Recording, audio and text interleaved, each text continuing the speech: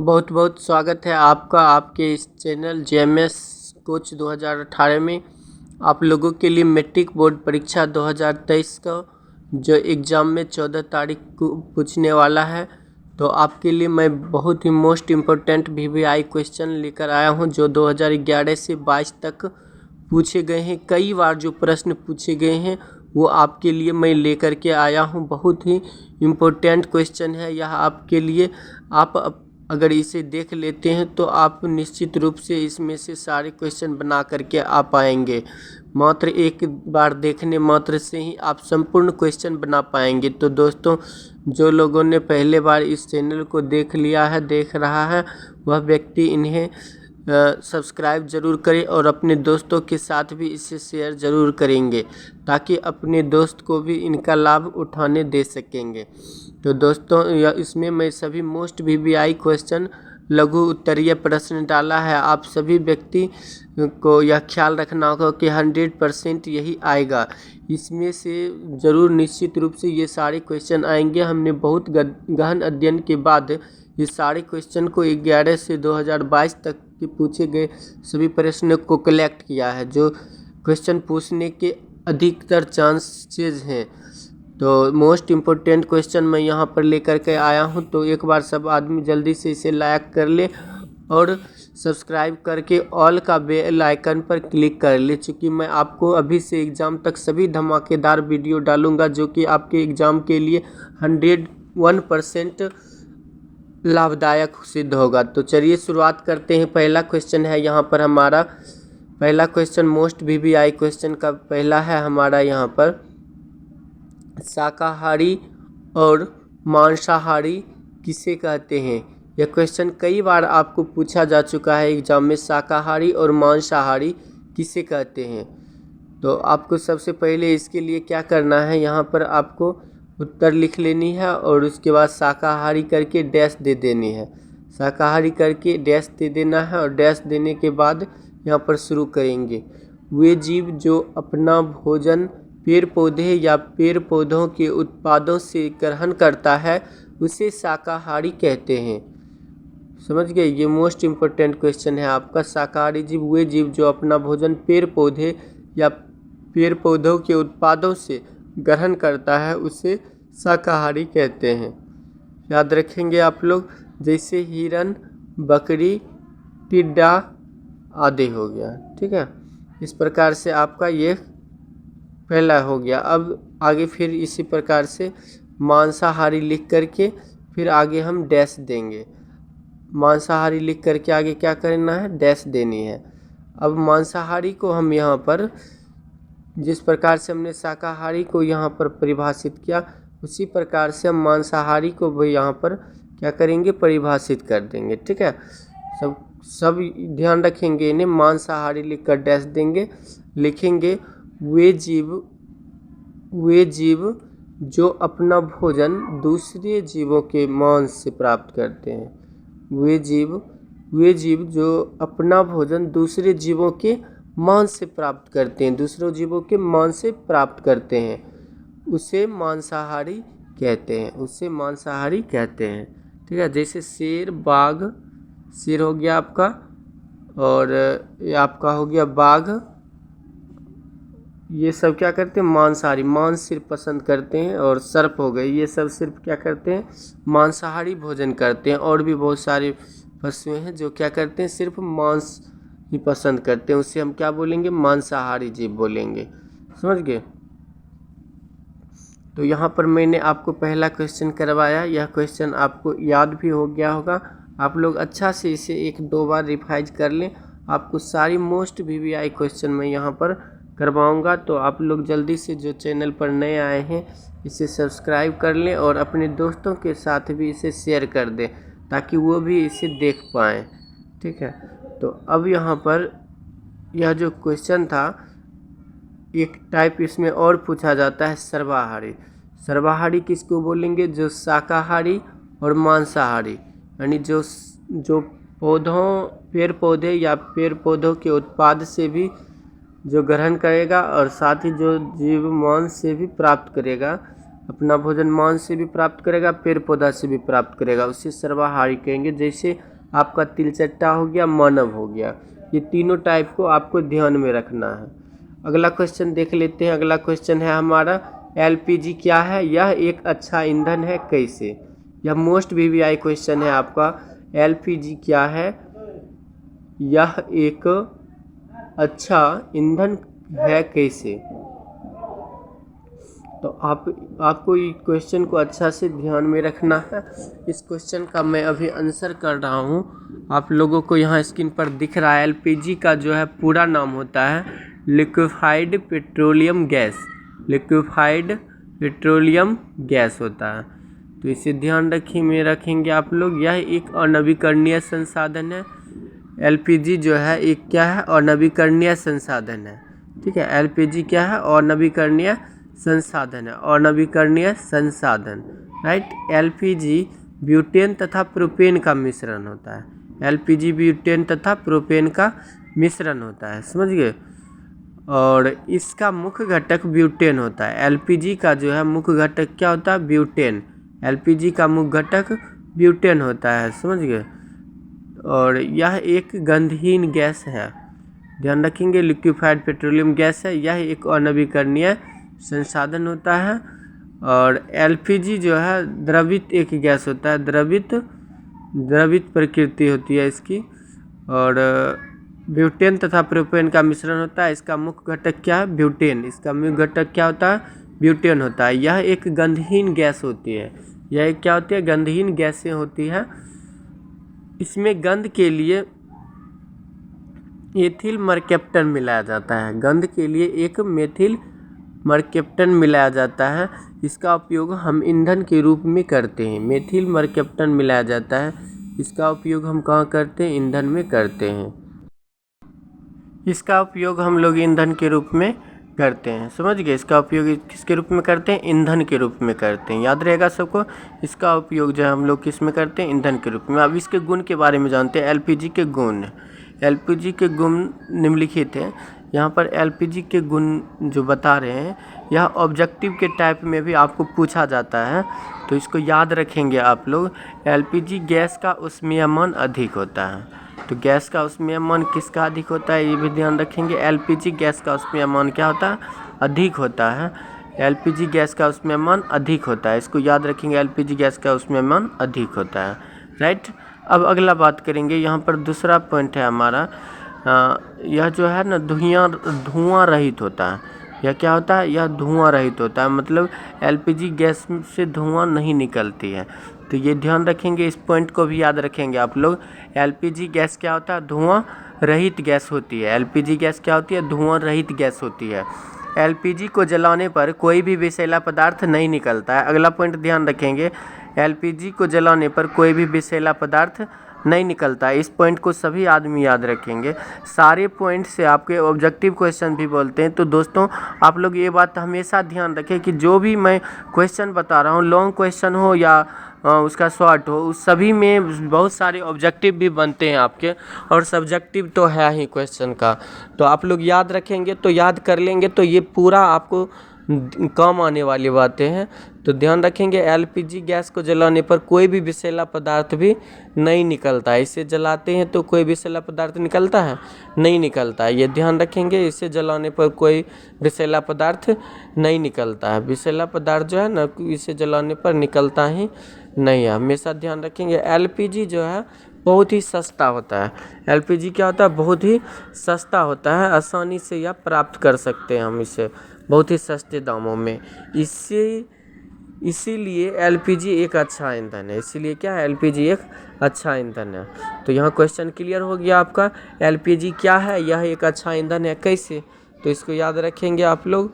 और इसे चैनल को लाइक कर लें, सब्सक्राइब कर लें नए हैं, और अब कमेंट कर अपने दोस्तों के साथ शेयर करें, ठीक है, शेयर करेंगे। अगला क्वेश्चन देख लेते हैं हम लोग। अगला क्वेश्चन है हमारा, श्वासोच्छ्वास किसे कहते हैं। श्वासोच्छ्वास किसे कहते हैं, तो श्वासोच्छ्वास किसे कहते हैं, यह क्वेश्चन बहुत ही मोस्ट इम्पोर्टेंट क्वेश्चन है वीवीआई का। आपको कई बार यह क्वेश्चन पूछा जा चुका है। श्वासोच्छ्वास वह प्रक्रिया, यह क्या है, वह प्रक्रिया है जिसमें जीव जिसमें जीव वातावरण से ऑक्सीजन, प्रक्रिया है जिसमें जीव वातावरण से ऑक्सीजन ग्रहण करते हैं तथा कार्बन डाइऑक्साइड शरीर से बाहर निकालते हैं, उसे श्वासोच्छ्वास कहते हैं। ठीक है, उसे क्या कहते हैं? श्वासोच्छ्वास कहते हैं। एक पूछा जाता है प्रश्वास क्या होता है, एक पूछा जाता है क्या होता है प्रश्वास। प्रश्वास प्लस उच्छ्वास, ये दोनों की योग से बनता है श्वासोच्छ्वास। प्रश्वास अलग होता है, उच्छ्वास अलग होता है, ये दोनों को जब मिला देते हैं तो इससे क्या बनता है? श्वासोच्छ्वास बनता है। याद रखेंगे आपको, प्रवास भी और उच्छ्वास भी, ये दोनों के सहयोग से क्या बनता है? श्वासोच्छ्वास बनता है। यहाँ पर ध्यान रखेंगे आप लोग इस क्वेश्चन को। वह प्रक्रिया जिसमें जीव वातावरण के ऑक्सीजन ग्रहण करते हैं तथा कार्बन डाइऑक्साइड शरीर से बाहर निकालते हैं, उसे श्वासोच्छ्वास कहते हैं। ध्यान रखेंगे। अगला क्वेश्चन है हमारा यहाँ पर 4 नंबर क्वेश्चन, VVI क्वेश्चन है आपका। विद्युत विभव से क्या समझते हैं? विद्युत विभव से क्या समझते हैं? तो यहाँ पर आपका जो है यह क्वेश्चन निश्चित रूप से पूछा जाएगा, 110% आपको पूछा जाएगा।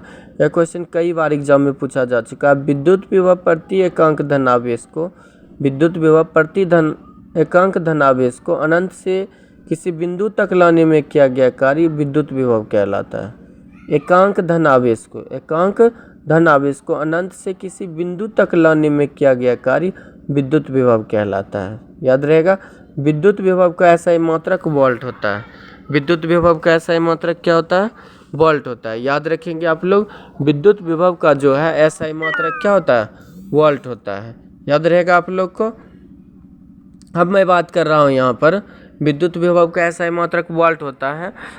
जैसे आपका बात करेंगे, इसका जो है अगला क्वेश्चन देख लेते हैं। 5 नंबर क्वेश्चन है आपका, जाइलम तथा फ्लोएम में अंतर स्पष्ट कीजिए। मोस्ट VVI क्वेश्चन है, कई बार यह एग्जाम में पूछा जा चुका है। जाइलम तथा फ्लोएम में अंतर लिखें, जाइलम तथा फ्लोएम में अंतर लिखें। तो जाइलम और फ्लोएम, इसको 2 पार्ट में हम डिवाइड कर लेंगे। ठीक है, अब एक पार्ट में लिखेंगे इधर, जाइलम निर्जीव उत्तक है। जाइलम क्या है? निर्जीव उत्तक है। याद रहेगा, जाइलम क्या है? निर्जीव उत्तक है। और फ्लोएम सजीव उत्तक है। फ्लोएम क्या है? सजीव उत्तक है। या बोल सकते हैं जाइलम जीवित कोशिका होती है, फ्लोएम मृत कोशिका होती है, ये भी लिख सकते हैं यहाँ पर। तो इसको याद रखेंगे आप लोग, जाइलम निर्जीव उत्तक होता है, फ्लोएम सजीव उत्तक होता है। ठीक है, याद रखेंगे। अगला पॉइंट की बात करेंगे तो अगला पॉइंट है यहाँ पर 2 नंबर हमारा, यह जल तथा खनिज लवण को पत्तियों तक पहुँचाता है। जाइलम क्या करता है? जल तथा खनिज लवण को पत्तियों तक पहुँचाता है। एवं फ्लोएम क्या करता है? जाइलम याद रहेगा ना, जाइलम क्या करता है? जल तथा खनिज लवण को पत्तियों तक पहुँचाता है। और फ्लोएम क्या करता है? यह पत्तियों द्वारा तैयार भोज्य पदार्थ को पौधों से सभी भागों तक पहुँचाता है। पौधों से सभी भागों तक क्या करता है? यह पहुँचाता है। ध्यान रहेगा। अगला पॉइंट देखेंगे तो जाइलम नीचे से ऊपर की तरफ गति करता है। जाइलम क्या करता है? नीचे से ऊपर की तरफ गति करता है। समझ गए? जाइलम नीचे से ऊपर की ओर गति करता है। फ्लोएम ऊपर से नीचे की ओर गति करता है। याद रहेगा ये पॉइंट, जाइलम नीचे से ऊपर की ओर और फ्लोएम ऊपर से नीचे की ओर गति करता है। ये आपका 2 मार्क्स में यह पूछा जाता है। बहुत ही मोस्ट VVI क्वेश्चन था आपका। अगला क्वेश्चन देख लेते हैं हम लोग। अगला क्वेश्चन है हमारा, चालक और अचालक पदार्थ क्या है? चालक और अचालक पदार्थ क्या? चालक पदार्थ वैसे पदार्थ हैं, चालक पदार्थ और चालक पदार्थ वैसे पदार्थ हैं चालक जिससे विद्युत धारा आसानी से प्रवाहित होता है, उसे क्या कहते हैं? चालक पदार्थ कहते हैं। जिससे विद्युत धारा क्या होता है? आसानी से प्रवाहित होता है, उसे चालक पदार्थ कहते हैं। जैसे आपका हो गया एल्युमिनियम, लोहा, चांदी, तांबा इत्यादि। एल्युमिनियम, लोहा, चांदी, तांबा इत्यादि, इसमें क्या होता है? विद्युत धारा आसानी से प्रवाहित हो जाती है। ये सभी पदार्थों में विद्युत धारा आसानी से प्रवाहित हो जाती है। इसे क्या बोलते हैं? चालक पदार्थ कहते हैं। इसे पदार्थ को क्या बोलते हैं? चालक पदार्थ। जिससे होकर विद्युत धारा आसानी से प्रवाहित होता है, उससे क्या कहेंगे? चालक पदार्थ कहते हैं। जैसे एल्युमिनियम हो गया, लोहा हो गया, चांदी हो गया, तांबा हो गया इत्यादि पदार्थ हैं। ठीक है ना, तो इसको याद रखेंगे आप लोग। ये भी आपका मोस्ट इम्पोर्टेंट क्वेश्चन है, सबसे मोस्ट इम्पोर्टेंट क्वेश्चन है, बहुत ही इम्पोर्टेंट क्वेश्चन है। यह पूछा भी जाता है निम्न में, ऑब्जेक्टिव टाइप में भी पूछा जाएगा। निम्न में कौन चालक पदार्थ है, निम्न में कौन अचालक पदार्थ है। सभी धातुएं विद्युत की चालक होती है। ये बात भी याद रखेंगे, सभी धातुएं क्या होती है, विद्युत की चालक होती है। जितना भी धातु है वो सभी विद्युत के चालक होते हैं, यानी चालक पदार्थ होते हैं सभी धातु। और अचालक पदार्थ किसको कहते हैं, अचालक पदार्थ याद रखेंगे वैसे पदार्थ क्या बोलेंगे, वैसे पदार्थ जिससे विद्युत धारा प्रवाहित नहीं होता है, जिससे विद्युत धारा प्रवाहित नहीं होता है, वैसे पदार्थ जैसे होकर विद्युत धारा प्रवाहित नहीं होता है उसे क्या कहेंगे, अचालक पदार्थ कहेंगे। उसे क्या कहेंगे, अचालक पदार्थ। जैसे हो गया लकड़ी, मिट्टी, चमड़ा हो गया, प्लास्टिक हो गया इत्यादि, समझ गए। लकड़ी हो गया, मिट्टी, चमड़ा, प्लास्टिक, ये सब में जो है क्या होगा, ये सब में विद्युत धारा प्रवाहित नहीं होता है। लकड़ी, मिट्टी, चमड़ा, प्लास्टिक में नहीं होता। सभी अधातु विद्युत के कुचालक होते हैं, यानी जितने भी अधातु हैं उसमें विद्युत धारा प्रवाहित नहीं होती है, अतः सभी अधातु क्या होती है, विद्युत के कुचालक होते हैं। तो इसको याद रखेंगे, सभी धातु विद्युत के कुचालक होते हैं। तो इसको याद रहेगा, यह पॉइंट बहुत ही मोस्ट इम्पोर्टेंट क्वेश्चन है यह आपका। तो ये इस क्वेश्चन को आपको याद ही कर लेना होगा, बहुत ही निश्चित रूप से यह क्वेश्चन आएगा, तो आप लोग को कर लेना है इस क्वेश्चन को। बहुत ही इम्पोर्टेंट क्वेश्चन बता रहा हूँ, तो आप लोग लाइक ज़रूर कर लें, और उसके साथ ही आप नेक्स्ट चैनल पर नए बने हैं तो सब्सक्राइब जरूर कर लेंगे, और साथ ही अपने दोस्तों के साथ शेयर करेंगे, कमेंट भी करेंगे कि आपको यह वीडियो कैसा लगा और आगे किस टॉपिक पर आपको चाहिए वीडियो। अगला क्वेश्चन है हमारा, पोषण किसे कहते हैं। 7वां क्वेश्चन है आपका, मोस्ट VVI क्वेश्चन है, पोषण किसे कहते हैं और ये कितने प्रकार के होते हैं। पोषण किसे कहते हैं और यह कितने प्रकार के होते हैं। तो पोषण वह विधि होती है, पोषण क्या है, वह विधि है जिससे जीव पोषक तत्वों को ग्रहण कर उनका उपयोग करते हैं, उन्हें पोषण कहते हैं। पोषक तत्वों को ग्रहण कर उन्हें उपयोग करते हैं, उनको क्या कहते हैं, पोषण कहते हैं। पोषण याद रहेगा, पोषण वह विधि है जिससे जीव पोषक तत्वों को ग्रहण कर उनका उपयोग करते हैं, उसे क्या कहते हैं, पोषण। जीवों में पोषण की 2 विधियां हैं, मुख्यतः 2 विधियों के द्वारा होता है। जीवों में पोषण मुख्यतः कितने विधि के द्वारा होता है, 2 विधि के द्वारा। एक स्वपोषण हो गया, दूसरा क्या हो गया, परपोषी। एक हो गया स्वपोषी पोषण, दूसरा हो गया परपोषी पोषण। स्वपोषी क्या होता है, वैसे जीव जो भोजन के लिए अन्य जीवों पर निर्भर न रहकर अपना भोजन स्वयं बनाते हैं, उन्हें क्या कहते हैं, स्वपोषी कहते हैं। उन्हें क्या कहेंगे, स्वपोषी कहेंगे। जैसे हरे पेड़ पौधे जितने भी हरे पेड़ पौधे हैं वे सभी क्या हैं, स्वपोषी हैं, उन्हें क्या कहेंगे, स्वपोषी कहेंगे। याद रहेगा सबको। वैसे जीव जो भोजन के लिए अन्य जीवों पर निर्भर न रहकर अपना भोजन स्वयं बनाते हैं, अपना भोजन क्या करते हैं, स्वयं बनाते हैं, उन्हें क्या बोलेंगे, स्वपोषी पोषण कहेंगे। उन्हें क्या बोलेंगे, स्वपोषी पोषण कहते हैं। जैसे याद रहेगा, सभी हरे पेड़ पौधे क्या होते हैं, स्वपोषी होते हैं। वो स्वयं से क्या करते हैं, भोजन बना सकते हैं, संश्लेषित कर सकते हैं। अगला है आपका परपोषण, वैसे जीव जो अपना भोजन स्वयं न बनाकर दूसरे जीव पर आश्रित हो, अपना भोजन स्वयं न बनाकर दूसरे जीवों पर क्या हो, आश्रित हो, उसे क्या कहेंगे, परपोषण कहते हैं। उसे क्या कहते हैं, परपोषण कहते हैं। जैसे हिरन हो गया और बाघ हो गया, याद रहेगा आपको। वैसे जीव जो अपना भोजन स्वयं न बनाकर दूसरे जीवों पर आश्रित हो, उसे क्या बोलेंगे, परपोषण कहते हैं। उसे क्या कहेंगे, परपोषण कहेंगे। ये याद रखेंगे आप लोग, ठीक है। परपोषण जैसे हो गया हिरन, बाघ इत्यादि हो गया, ठीक है, याद रहेगा ना सबको। हिरन, बाघ और इत्यादि ये सभी जीव क्या हैं, परपोषी हैं। तो आप सभी को याद होना चाहिए। अगला क्वेश्चन है हमारा, उत्तल दर्पण तथा अवतल दर्पण में अंतर लिखें। उत्तल दर्पण तथा अवतल दर्पण में अंतर लिखें। तो आपको यहाँ पर याद करना होगा, उत्तल दर्पण तथा अवतल दर्पण में अंतर। यह बहुत ही मोस्ट इम्पोर्टेंट क्वेश्चन है, ये भी बहुत बार एग्जाम में पूछा जा चुका है और बहुत अच्छा क्वेश्चन है, याद भी आसानी से कर सकते हैं आप लोग। तो यहाँ पर देखते हैं इसका आंसर क्या है।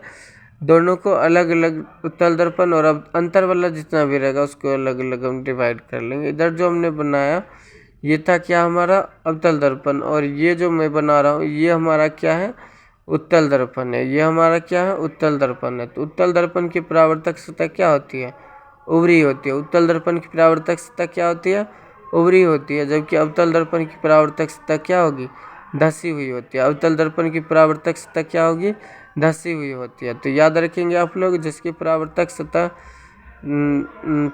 सतह क्या होगा, उधर की ओर होगा, उसको हम क्या बोलेंगे, अवतल दर्पण। और जिसकी परावर्तक सतह उभरी होगी उसको क्या बोलेंगे, उत्तल दर्पण। याद रहेगा।